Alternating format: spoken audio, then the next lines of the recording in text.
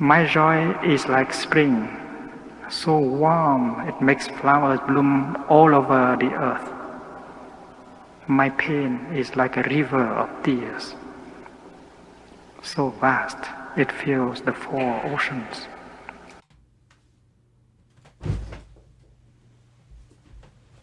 Please, I need help getting up. I've fallen and I can't get up. Oh no! Howdy. Welcome to class. Today, We are learning from Thicht Nhat Hanh again, because he's awesome, because he's amazing. and today we're listening to a poem of his A poem. called Please call me by my true names. Or just call me by my true names. Names, plural. Names, yeah. This is about to get interesting. This is about to get interesting. Oh, jeez. Please call me by my true names.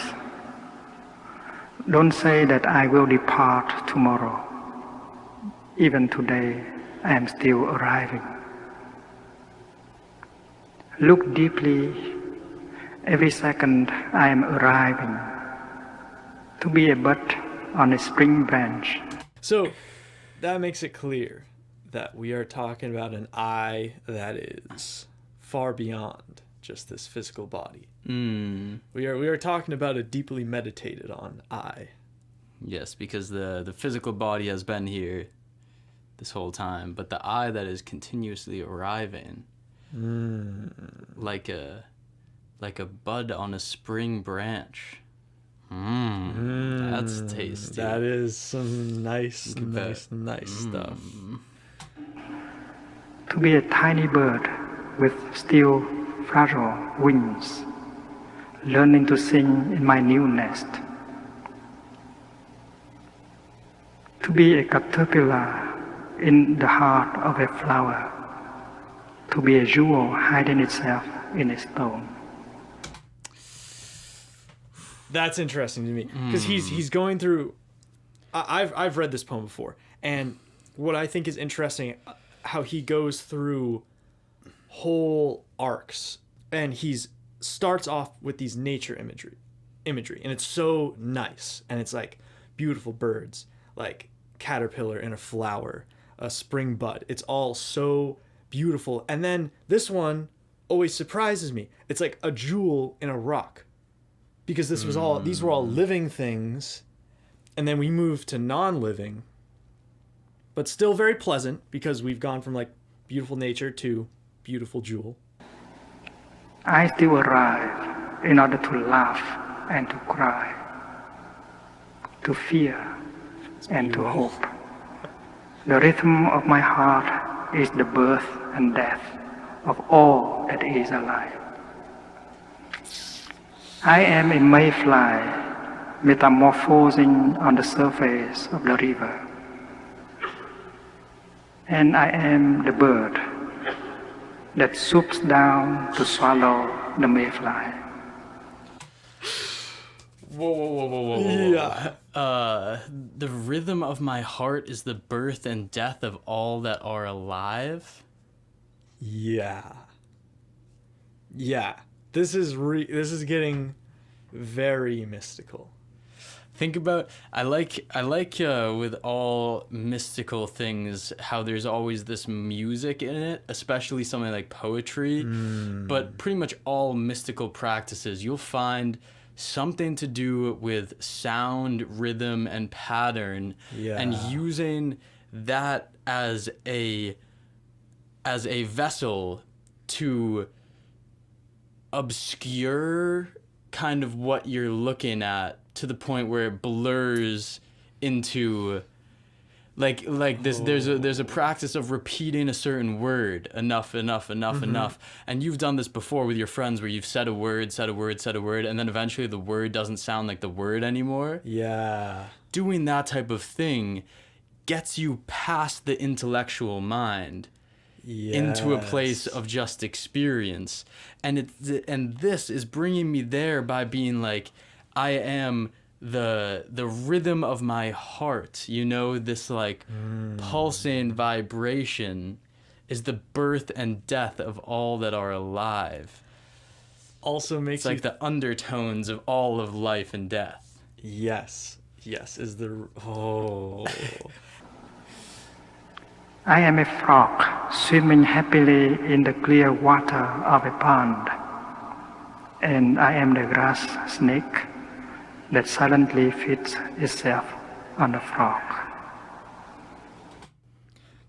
Just quickly, so along with this theme that we've been talking about, we go from nice nature, it's just sitting there, it's beautiful.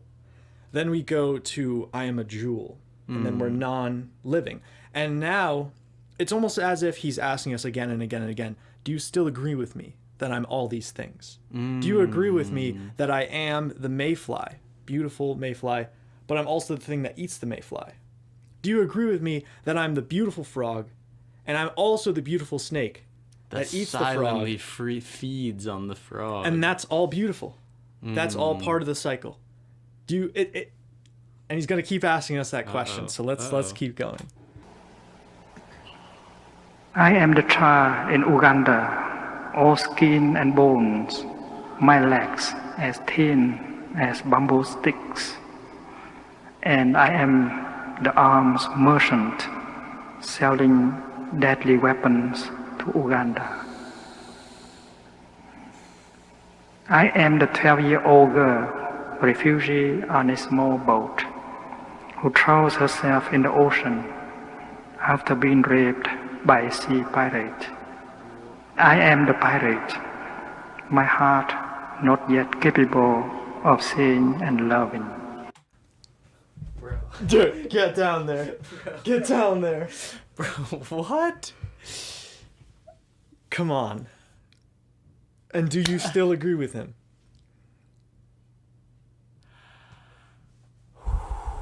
And how about that? So we go from these very pleasant things. Yes. And just the fact that it's Thicht Nhat Hanh's voice carrying us this whole time. Oh, yeah. But then he brings you all the way to an armed merchant seller selling weapons, and then goes to somebody ending their own life because they were raped, and then goes to the rapist, and says, I am the pirate, my heart not yet capable of seeing and loving.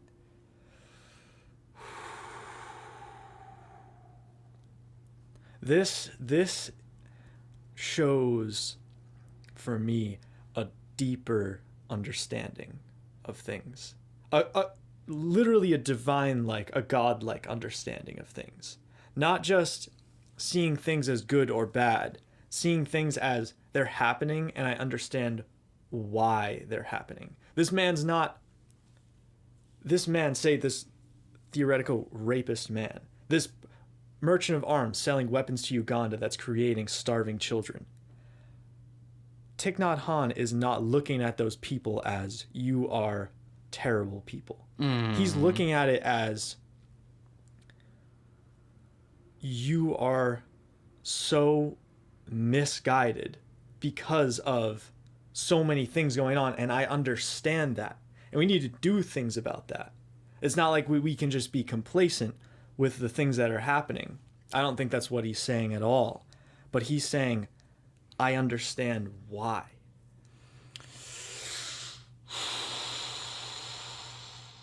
Not a lot of people have that mindset. Very, very, very few people have that mindset. How many times do you point the finger, or I point the finger, you point the finger at someone else and say, how the heck are they doing that? Whereas if you were to look really deep within yourself, you would know why the heck they're doing that. You would understand.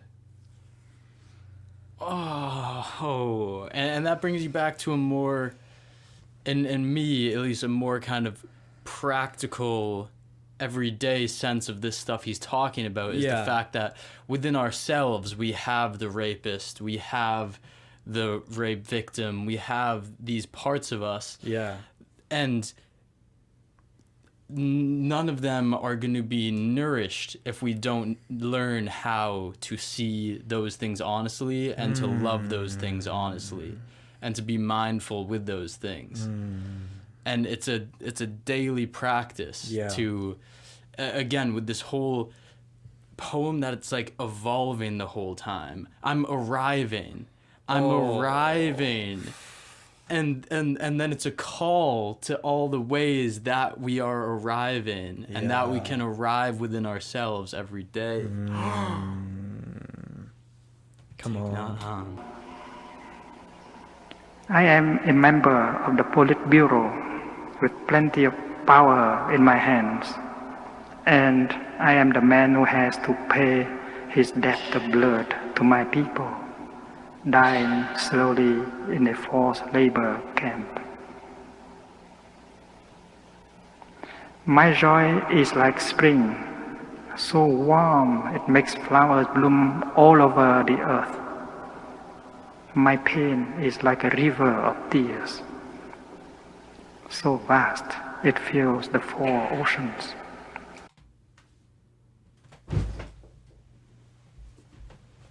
Please, I need help getting up.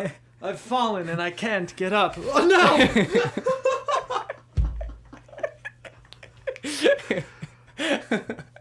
You needed the extra time. I did. How about wow. That lines up with this thing that I've been running with for a long time about needing to feel the deep pain, to feel the deep joy. Is you need to feel the full breadth of it. You can't just feel the joy and bypass the pain. It's like it's all going to be there, and both have such important things to teach you. You need to, like, my journey right now is just expanding the breadth of emotion that I have, which is hard. My pain is like a river of tears, so full it fills the four oceans. But my joy is like spring, so warm it makes flowers bloom.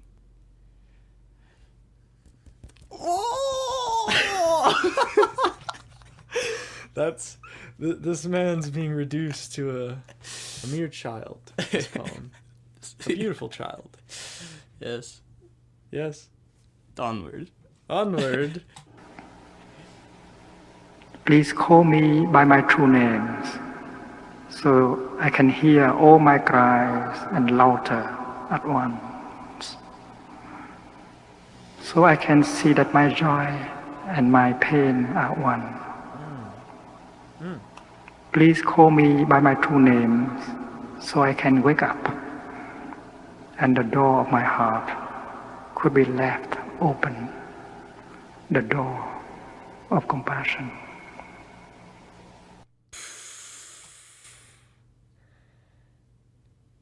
Get out of here. Get out of here with that. You know, I was just thinking on that last tangent we were going on when we were talking about pains and joys. Yeah. We heard this thing Alan Watts was talking about the other day. Yep. Of like orgasmic expressions where if you saw your facial expression while orgasming, you wouldn't be able to tell if it was pain or joy. Oh, I forgot about that. Oh, that's crazy. And dude, I was just thinking about that, and you were going like this, right? You were like, to feel the depth of pain and the Okay. depth of joy. Yeah. And I was like, what if those two things, it wasn't a Oh. it was a circle. Boy. And then he goes, I can hear my cries and laughs all at once and see that my joy and pain are one. Very good, sir. Very good. What, like, how the amount of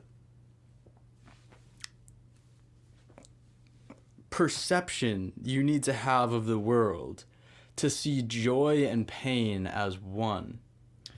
Ram Dass's guru used to tell him all the time when Ram Dass would be trying to solve some sort of problem, you know, going out into the world and solving it. He'd say, Ram Dass, can't you see? Everything is perfect. Try that one on for you. That's been one that I've been in a full-on grapple with. Oh, because That's a tough your one. intellect is just trying to pick these things apart. Yes. And be like, that needs to change. That needs to change. We can do this better. And it's like the only way that things are actually gonna mend and heal is with that seeing and love that the pirate hadn't yet developed. And things happened the way they happened throughout time, and that in some ways that just can't be wrong. It's like that's just how things unfolded. You don't need to put a judgment on that. There's a way we can move from where we're at, but you don't need to put a judgment on where we've gotten to at this point, which that's a mind-blowing thing for me. Because I think that's a big part of this poem. Thicht Nhat Hanh is not putting judgment on any of the things he's saying. He's just saying them. even though all I want to do is judge those things. Exactly. That's what everyone in society will tell you to do, is just judge all the things, good and bad. And he's just like, they're just existing. But the next thing you could think is like, oh, well, he's probably not doing much because he's super complacent with how things are. If you knew who Thicht Nhat Hanh was, like, you would know that he is spreading joy, love, and compassion. During the throughout Vietnam world. War, he was peacefully protesting the whole time in Vietnam. Yeah. Like on the front lines and stuff. Like, these are the people who can, the real change comes. We just did a reaction on him in a conversation with Ram Dass, and he was talking about how the real change does not come through the anger. It like comes through the compassion and the non-judgment, and it's like you need to remove yourself a bit from it to be able to see it clearly and have the understanding, like the understanding of this poem, to really make the actual change in a loving way. oh boy. Oh Yeah. boy. Oh boy. Boy. Goodness. What did you guys think of the poem? Favorite lines? Yeah. Favorite teachings? Yeah. Things we missed? Any of it. We want to hear it. Wow. As always, folks. Much love. Much love.